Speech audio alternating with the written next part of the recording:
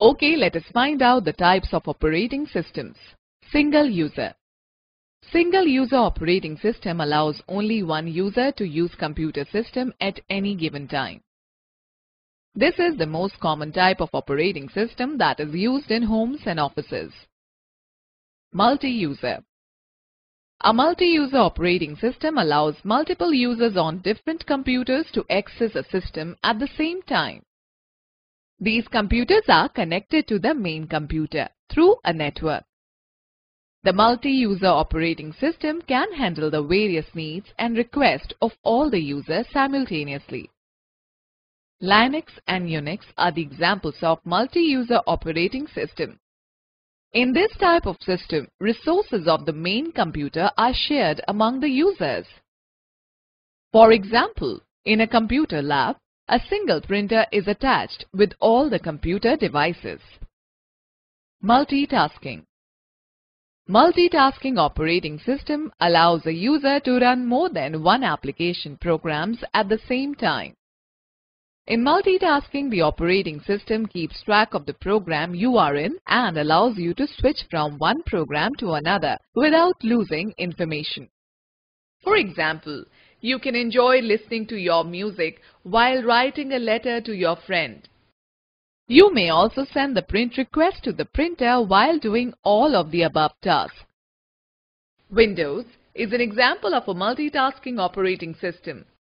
Students, do you know Charles W. Bachman received Turing Award in 1973 for his outstanding contribution in database technology. Okay, let us talk about utility programs. Utility software performs specific tasks usually related to managing a computer, its devices or its programs. These programs assist in the smooth functioning of the computer system and help it to perform better.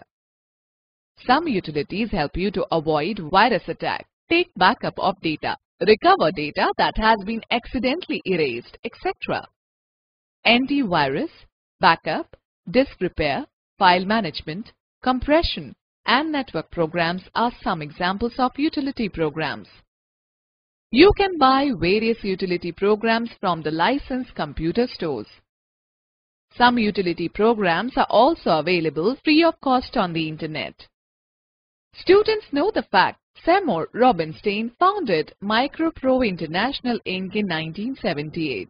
MicroPro developed the WordStar word processor. Network utility.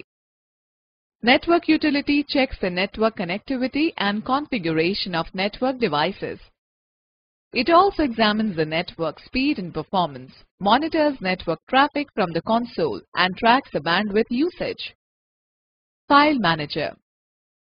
File Manager utility helps the user to perform various operations on files such as viewing, editing, copying, and deleting. It also helps in managing files and folders and organizing them in a computer storage device. Disk Management. Disk Management utility enables a user to view and manage the disk drives installed in a computer. It can be used to partition drives, format drives, assign drive letters, and much more. Scanning.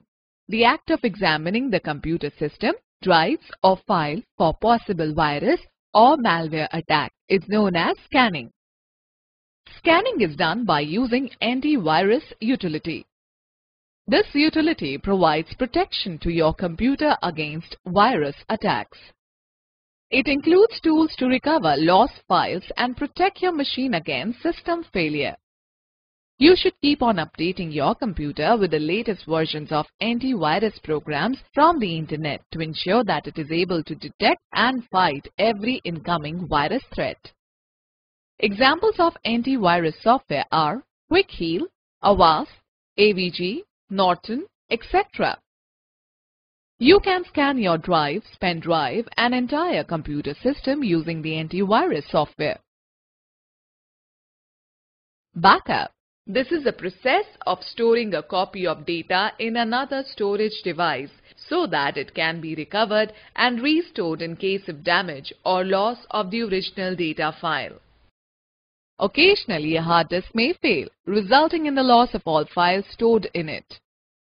Hence, an intelligent user keeps a backup of his files on various secondary storage devices, such as a CD, a flash drive, etc., so that the original data can be restored in case of such failures.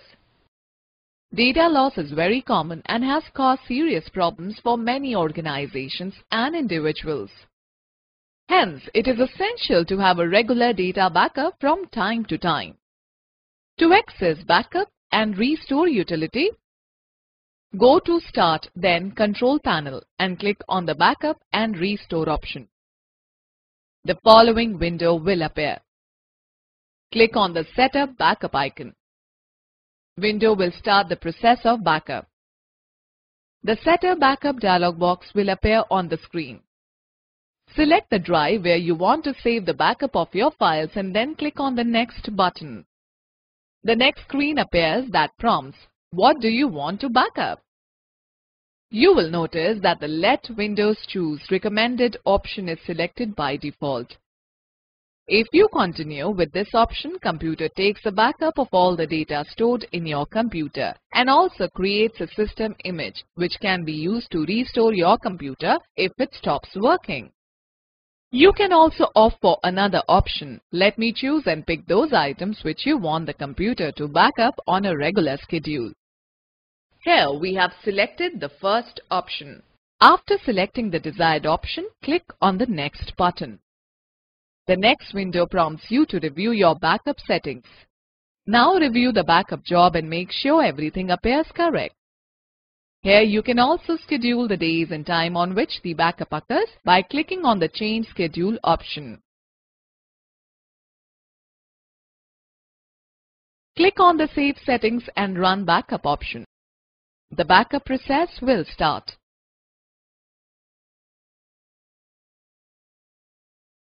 Compression. It is a process that shrinks files so that less disk space is occupied. The files that are bigger in size needs to be compressed while sending an email attachment.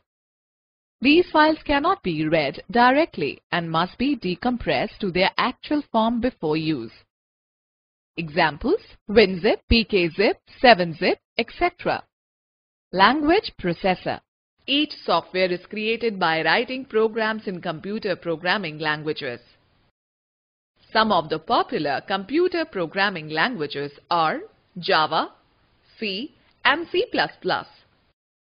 As we know that a computer can understand only the machine language, which comprises of zeros and ones.